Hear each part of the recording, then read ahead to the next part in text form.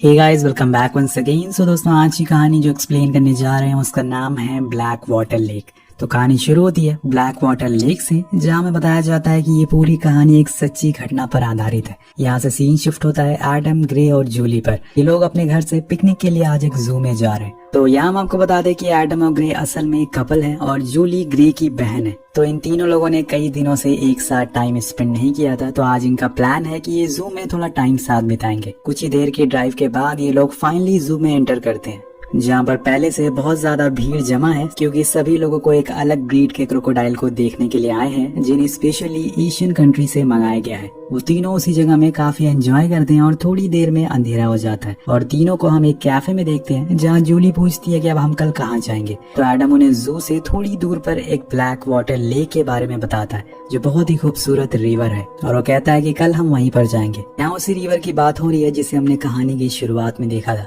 पर उस रिवर में ऐसा क्या खास है, वेल ये तो हमें आगे पता चलेगा। उस रात ग्रे को पता चलता है कि वो प्रेग्नेंट है, लेकिन वो ये बात एडम को नहीं बताती। असल में वो उसे ट्रिप के एंड में इस बारे में बताएगी, सही मौके पर। अगली सुबह वो लोग उस रिवर के किनारे पहुंच जाते हैं, जहां तक पहुंचने में इन्हें काफी मुशक्कत करनी पड़ती है, लेकिन ये लेट हो चुके हैं, क्योंकि जो बोट इन्हें उस रिवर के टूर करवाने वाली थी वो असल में 5 मिनट पहले ही निकल चुकी है। तो अब एडम के पास वापस जाने के अलावा कोई और चारा नहीं है। लेकिन तभी वहाँ उन्हें ली नाम का आदमी मिल जाता है, जो उनसे कहता है कि आप लोगों को फिशिंग ही तो करनी है, तो वो चीज मैं भी करवा सकता हूँ, आप तीनों मेरी बोट से चल सकते हो। एडम पहले तो थोड़ी देर तक सोचता है, लेकिन बाद में मान जाता है। जिसके बाद ली और एडम कुछ सामान लेने के लिए अंदर जाते हैं। इसी दौरान ग्रे जूली को प्रेग्नेंट होने वाली बात बताती है, जिसे सुनकर वो बहुत ही खुश होती है, लेकिन वो ये बात अभी एडम को ना बताने को कहती है। कुछ देर बाद जूली ली को एक बंदूक रखते हुए देखती है। वो थोड़ी सी घबरा जाती है, आखिर उसने ऐसा क्यों किया, लेकिन उसे इस बारे में पूछने का मौका ही नहीं मिलता। अब तीनों उस बोट पर बैठकर रिवर के अंदर जाने लगते हैं, जो देखने में बहुत ही खूबसूरत थी। चारों तरफ नेचर था और ताजी हवा थी। अब एक जगह रुककर फिशिंग करते हैं, पर वहाँ इनके हाथ कुछ नहीं आता। तो ली कहता है कि अगर हम थोड़ी और अंदर जाएं तो वहाँ हम अच्छी फिशिंग कर सकते हैं। तो एडम उसे और अंदर ले जाने को कहता है, और यहाँ ये लोग उसी ब्लैक वाटर लेक के बीच में आ चुके थे। अब इसके बाद ये लोग फिशिंग करना शुरू करते हैं। सभी लोग बहुत ही खुश थे, और खासकर ग्रे, क्योंकि अब वो माँ बनने वाली थी। वही ली एडम को बताता है कि यहाँ पे काफी क्रोकोडाइल पाए जाते हैं, इसलिए मैं अपने साथ बंदूक लेकर आया हूँ। तो वो उसे हंसते हुए कहता है कि अरे यार, तुम इतना डरते क्यों, कुछ नहीं होने वाला है, हम लोग बस यहाँ पे एंजॉय करेंगे और निकल जाएंगे। अब 1 घंटा बीत जाता है, पर यहाँ गौर करने वाली बात ये थी कि जैसे जैसे समय बीत रहा था, आसपास सन्नाटा बढ़ता जा रहा था, जो कि काफी शॉकिंग था। लेकिन कुछ ही देर बाद उनकी बोट से कोई चीज जोर से टकराती है। पहले तो कुछ नहीं होता, लेकिन जब वो चीज दोबारा टकराती है तो उनकी बोट ही पलट जाती है। सब लोग पानी में गिर जाते हैं। पानी का लेवल ज्यादा होने की वजह से उन्हें ऊपर आने में थोड़ा समय लग जाता है, पर जब वो ऊपर आते हैं तो वहाँ ली मौजूद नहीं था। तभी अचानक से ग्रे देखती है कि एक बड़ी सी चीज ली की लाश को खींचते हुए दूर ले जा रही है, और उसे देखकर एडम और ग्रे पूरी तरह से डर जाता और एक पेड़ पर चढ़ जाते। लेकिन वही जूली अभी भी पानी में थी। अब वो बहुत ही ज्यादा डरी हुई थी, तो एडम उसे पलटी हुई बोट के ऊपर चढ़ने को कहता है। वो बड़ी ही मुश्किलों से ऊपर चढ़ती है और बिना आवाज करे उस पर ही लेटी रहती है, जब तक थोड़ी शांति ना हो जाए। कुछ देर बाद एडम और ग्रे एक पेड़ के ऊपर चढ़ जाते हैं, ताकि उस क्रोकोडाइल से बचे रहे। लेकिन जूली अभी भी वहीं फंसी हुई है। अब वो पानी में उतरी कैसे, क्योंकि आसपास ही वो क्रोकोडाइल घूम रहा है। तो ग्रे कहती है कि तुम पानी में उतर कर ऊपर आ जाओ, लेकिन वो ऊपर आने का नाम ही नहीं ले रही थी। तभी एडम को उस बोट के साइड में एक रस्सी दिखती है, तो वो जूली को कहता है तुम इसे मेरी तरफ फेंको और फिर मैं इसे खींच लूंगा। वो पूरी ताकत लगाकर उस रस्सी को दूसरी तरफ फेंकती है, लेकिन एडम उस बोट को खींच नहीं पाता, क्योंकि वो नीचे पत्थर पर अटकी हुई थी। अब वो दोनों उससे कहते हैं कि हम इसे पकड़े हुए हमारे पास आ जाओ, लेकिन जूली इतनी डरी हुई थी कि वो पानी में उतरने का नाम ही नहीं ले रही थी। लेकिन अब उसके अलावा कोई और ऑप्शन नहीं है। वो बड़ी हिम्मत करके उस रस्सी को पकड़ती है और नीचे उतरना शुरू करती है, पर तभी पानी में बुलबुले दिखना शुरू हो जाते हैं, जिससे वो पूरी तरह से सहम जाती है और जल्दी जल्दी भागते हुए उन लोगों के पास आखिरकार पहुंच ही जाती है। अब ग्रे एडम से कहती है कि हमें यहीं वेट करना चाहिए, अगर कोई फिशिंग करने आएगा तो वो हमें देख लेगा। लेकिन वो इनकी हिम्मत बढ़ाने के अलावा उनका हौसला तोड़ देता है, ये कहते हुए कि जब हम यहाँ आ रहे थे तो हमें किसी ने नहीं देखा, तो हम यहाँ फंसे हुए हैं, इस बारे में किसी को पता नहीं है, हमें जो भी करना होगा खुद ही करना होगा। इसी दौरान उन्हें पानी में एक बार कुछ और हलचल सुनाई देती है, जिससे वो उस पेड़ के थोड़ा और ऊपर चढ़ जाते हैं। वेल यहाँ आप सबकी जान खतरे में है, सभी को इसी बात की टेंशन है, लेकिन यहाँ एडम को मलेरिया ना हो जाए इस बात का ज्यादा डर लगा होता है, इसलिए वो अपने साथ लाए हुए स्प्रे को भी लगाता है। अब इसके बाद ग्रे कहती है कि हम ऐसे हाथ पे हाथ रखे बैठ नहीं सकते, हमें इस बोट को सीधा करना ही पड़ेगा, अदरवाइज हम यहाँ वापस नहीं लौट पाएंगे। लेकिन एडम ऐसा करने से साफ मना कर देता है, जिससे ग्रे थोड़ा गुस्सा भी होती है। पर वो कहती है कि फिर हमें इन पेड़ों के सहारे से आगे बढ़ना होगा, तभी कुछ हो पाएगा। लेकिन यहाँ उसका साथ कोई नहीं देता, तो वो अकेली आगे जाने लगती है। रास्ता देखने के लिए वो बड़ी समझदारी से पेड़ों की टहनियों के सहारे आगे बढ़ रही थी, लेकिन एक जगह पे ये पेड़ भी खत्म हो जाते हैं और वहाँ से रिवर शुरू हो जाती है, यानी कि इन्हें इस बोट को सीधा करना ही पड़ेगा, वरना ये यहीं मारे जाएंगे। अब जब वो वापस आ रही होती है तो उसे पानी में कोई चीज दिखती है, वो उसके ऊपर से पत्ते हटाती है तो वहाँ इंसान का कान था, जिसे देखकर वो फौरन अपने लोगों के पास आ जाती है। तो ये शायद ली का कान हो सकता है। अब तीनों उसी पेड़ पर बैठ जाते हैं और इंतजार करने लगते हैं। समय बीतने लगता है तो एडम अब ग्रे से कहता है कि मैं नीचे जाकर उस बोट को सीधे करता हूँ, तभी कुछ होगा। तुम्हें यकीन करना होगा कि हमें यहाँ कोई नहीं बचाने आएगा। लेकिन ग्रे उसे वहाँ जाने से मना करती है क्योंकि वो डर रही थी। लेकिन कुछ देर बाद वो भी मान जाती है क्योंकि इसके अलावा इनके पास कोई और रास्ता ही नहीं है। तो अब एडम धीरे धीरे नीचे जाने लगता है। वो उस रस्सी को पकड़कर उस बोट तक पहुंचने लगता है। उसी दौरान उसके पैर से कोई बड़ी सी चीज टकराती है, लेकिन वो बिना डरे आगे बढ़ता रहता है और आखिर में वो उस बोट तक पहुंच ही जाता है। लेकिन वहां जाकर उसे पता चलता है कि ये बोट तो बहुत ही भारी है, इसे अकेले तो सीधा नहीं किया जा सकता और वो उन दोनों को नीचे बुला भी नहीं सकता। वो फैसला करता है कि वो पानी के नीचे जाएगा और नीचे जाकर उसे सीधा करेगा। तो वो सांस रोककर नीचे जाता है, पर इसी दौरान हमें नीचे कोई अजीब सी चीज दिखती है, जिसे पूरी बोट हिलने लगती है और कुछ ही पल में बोट सीधी हो जाती है।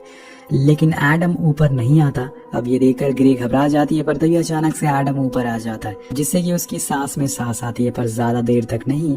और पलक झपकते ही क्रोकोडाइल उसे दोबारा से अंदर खींच कर ले जाता है। अब ये देखकर दोनों पूरी तरह से सहम जाते हैं और खासकर जूली तो बहुत ही ज्यादा डर जाती है। और कुछ ही देर बाद वो क्रोकोडाइल उसकी बॉडी लेकर ऊपर आता है और फिर से लेकर नीचे चला जाता है। और ये मंजर देखकर ग्रे तो पूरी तरह से सहम जाती है। उसे समझ ही नहीं आ रहा था कि वो क्या करे। वो दोनों वहीं पेड़ पर बैठे रहते हैं। इसी बीच जूली कहती है कि हम अब यहीं मारे जाएंगे, कोई नहीं हमें बचाने आने वाला है। और मैंने पहले ही तुम लोगों से मना किया था कि यहाँ नहीं आते हैं, लेकिन तुम लोगों ने मेरी बात नहीं मानी। और ये सब बातें होते हुए वो दोनों लड़ना शुरू हो जाते हैं। लेकिन ग्रे कहती है कि हम यहाँ से निकल सकते हैं, बस हमें कैसे भी करके उस बोट तक पहुँचना पड़ेगा। वो एक पेड़ की टहनी लेके नीचे जाती है और उस रस्सी को अपनी तरफ करने की कोशिश करती है, पर वो अभी भी दूर थी। तभी जूली को पानी में बुलबुले दिखाई देते हैं और वो फौरन ग्रे को ऊपर बुला लेती है। यहाँ ग्रे को बड़ी टहनी चाहिए थी जिससे वो उस रस्सी के पास पहुंच सके, तो एक बड़ी सी टहनी को तोड़ने के लिए थोड़ा आगे जाती है। तभी अचानक से क्रोकोडाइल छलांग मारकर उसे पकड़ने की कोशिश करता है और वो हड़बड़ा जाती है, जिससे उसका बैलेंस बिगड़ जाता है। लेकिन सही मौके पर जूली उसका हाथ पकड़ लेती है, जिससे वो उसका खाना बनने से बच जाती है। अब समय और बीतने लगता है और उस लेक का पानी इतना काला था कि उसे कोई भी चीज आ जाए उसे आसानी से देखा नहीं जा सकता था। अब ग्रे कहती है कि हमें जल्दी से उस रस्सी को अपने पास लाना होगा, वरना वह बोट धीरे धीरे हमसे दूर होती जा रही है। इसी दौरान उन्हें कुछ दूरी पे एडम की लाश तैरती हुई दिखती है। वो उसे देखकर और रोने लगती है। कुछ समय पहले ये दोनों साथ में थे और अब वो मर चुका है। उसे तो ये भी नहीं पता कि वो फादर बनने वाला है। वेल, अब धीरे धीरे सूरज डूबने लगता है और कुछ ही समय बाद रात हो जाती है। शायद ये रात इन दोनों को आज से हमेशा याद रहने वाली है, अगर ये जिंदा रहे तो। अब मौसम भी बिगड़ने लगता है और तेज बारिश के साथ साथ बिजली भी कड़कने लगती है। ग्रे और जूली उसी पेड़ पर अभी भी बैठे हुए हैं। तभी अचानक न जाने कहां से ढेर सारे क्रोकोडाइल आ जाते हैं और वहीं पड़ी ली और एडम की लाश को नोच नोच कर खाने लगते हैं। ये सब दोनों देख रही थी, लेकिन उन्हें बिल्कुल चुपचाप बैठना पड़ता है, और अगर इन्होंने शोर मचाया तो इनकी भी जान उस क्रोकोडाइल के मुंह में होगी। ये सारा मंजर देखकर जूली पूरी तरह से टूट चुकी थी। वेल, किसी तरह से ये मंजर गुजर जाता है। अब सुबह हो जाती है और ग्रे कहती है कि हमें अब कुछ करना ही होगा, खतरा बढ़ता जा रहा है। तो जूली कहती है कि ठीक है, हम उस बोट तक जाते हैं, लेकिन वो ऐसा करने से मना करती है क्योंकि अब वो बहुत दूर जा चुकी है। वहां तक पहुंचने से पहले वो उन्हें खा जाएगा, इसलिए वो उसे कहती है कि हमें वहीं जाना होगा जहाँ से हम आए थे। तो वो दोनों बड़ी ही होशियारी से पेड़ों का सहारा लेकर आगे बढ़ना शुरू कर देते हैं। लेकिन कल की बारिश की वजह से पानी का लेवल ऊपर आ चुका था, जिस वजह से वहां के पेड़ डूब गए थे। और अब उनके आगे का रास्ता भी खत्म हो गया था। उन्हें पानी में तैर कर आगे जाना होगा। दोनों गॉड का नाम लेकर पानी में उतरते हैं और थोड़ी देर तक तो सब कुछ ठीक रहता है, लेकिन तभी अचानक से उनके सामने वही क्रोकोडाइल आ जाता है और ये दोनों अपनी जगह से हिलते ही नहीं, जिससे वो बिना कुछ करे पानी में वापस चला जाता है। जिसके बाद दोनों फौरन दूसरे पेड़ पर चढ़ने के लिए आगे बढ़ते हैं, पर इसी बीच वो दोबारा आ जाता और इस बार उसने ग्रे को पकड़ लिया था। वो उसे पानी में ले जाने लगता है और इधर जूली इतनी तेज से चिल्लाती है कि वो क्रोकोडाइल उसे छोड़ देता है और वो उसे लेकर भागकर वापस पेड़ पर आती है। यहाँ ग्रे के पैर में बहुत गहरा घाव हो गया था, जिससे उसका खून बहता ही जा रहा था। अगर उसे जल्दी से ट्रीटमेंट नहीं किया तो वो मारी जाएगी। अब इसी दौरान उसे एक बोट की आवाज भी सुनाई देती है, तो ग्रे फौरन कहती है कि जाकर उसे आवाज लगाओ, लेकिन वो बोट वाले इनकी आवाज सुन नहीं पाते। जिसके बाद जूली अपना गुस्सा उस बोट पर निकालने लगती है जिससे वो आई थी। अब इसी दौरान उसे फिर से पानी में हलचल सुनाई देती है। वो मगरमच्छ दोबारा से आ चुका था। जूली दूर से ही ग्रे को कहती है कि अपना पैर ऊपर करो, लेकिन वो बेहोश थी इसलिए उसे सुनाई नहीं देता। दरअसल जो खून ग्रे के पैरों से निकल रहा था उसकी स्मेल सुनकर वो उसके पास आ गया था, इसलिए वो भागकर अपनी बहन के पास आती है और उसकी चोट पर एक कपड़ा बांधती है जिससे कि ज्यादा खून ना बहे। तब तक ग्रे को भी होश आ चुका था, तो वो जूली से उस बोट के बारे में पूछती है और वो बताती है कि वो बोट जा चुकी है। वो उसे वैसे ही बैठाकर पानी में दोबारा उतरती है और उस बोट की तरफ जाने लगती है। धीरे धीरे करके वो उसके करीब आते जा रही थी, लेकिन दूसरी तरफ उसे उतना ही डर लग रहा था कि कहीं वो क्रोकोडाइल दोबारा ना आ जाए। पर ऐसा होता नहीं है। वो उसके ऊपर चढ़ जाती है और फौरन उसके अंदर भरे पानी को बाहर निकालने लगती है और उसे स्टार्ट करने की कोशिश करती है, लेकिन वो हो नहीं पाता। इसी दौरान उसकी नजर लेक पर पड़ती है जहाँ का पानी अब हिलने लग गया था, यानी कि उसे पता चल गया है कि जूली बोट पर आ चुकी है। वो जल्दी से बोट को स्टार्ट करने की कोशिश करती है, लेकिन तभी क्रोकोडाइल उसकी बोट के ऊपर आ जाता है, जिससे जूली डर के नीचे गिर जाती है और भागने लगती है। लेकिन तभी वो उसे पकड़ लेता है और थोड़ी देर के लिए स्क्रीन ब्लैक हो जाती है। जूली की जब आंख खुलती है तो वो जिंदा एक किनारे पर पड़ी हुई थी। उसकी साइड में ली की आधी कटी हुई लाश पड़ी थी, जिसे देखकर वो हल्का सा डरती भी है। इधर हम एक और चीज नोटिस करते हैं कि जूली की एक हाथ की उंगली टूट चुकी है, पर वो हिम्मत नहीं हारती। उसे याद आता है कि ली ने अपने साथ एक बंदूक रखी थी, तो वो उसके पॉकेट को चेक करती है और उसे वो बंदूक मिल जाती है, जिसे वो अपने पास रख लेती है और फिर वो उस क्रोकोडाइल को अपने पास बुलाने की कोशिश करती है। पर वो क्रोकोडाइल भी चालाक था, वो उसके पास नहीं आता, तो वो ली का एक हाथ को उखाड़ लेती है और फिर उसे पानी में डालकर एक बार फिर से अपने पास बुलाने की कोशिश करती है। और इस बारी वो क्रोकोडाइल झांसे में आ जाता है, लेकिन उसके सामने नहीं बल्कि उसके पीछे से। जैसे ही जूली मुड़ती है वो उस पर हमला कर देता है, तो उसने भी चालाकी कर दी थी यहाँ पर। यहाँ जूली गोली चलाने की कोशिश करती है, लेकिन बंदूक के अंदर कीचड़ जमा होने की वजह से वो जाम हो चुकी थी और चल नहीं पाती।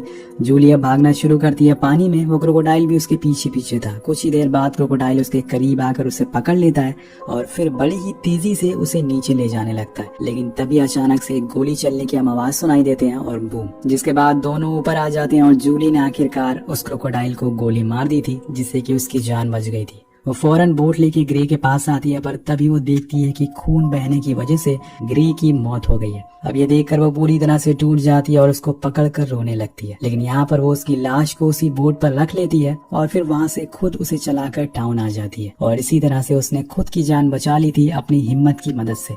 तो दोस्तों, ये पूरी कहानी साल 2003 में हुई एक घटना पर आधारित है। उस समय 3 टीनेजर इसी ब्लैक वाटर लेक में आए थे, जहाँ पे टूरिस्ट का आना मना था। हालांकि उन्हें रेस्क्यू कर लिया गया था, पर उनका एक साथी मारा गया था।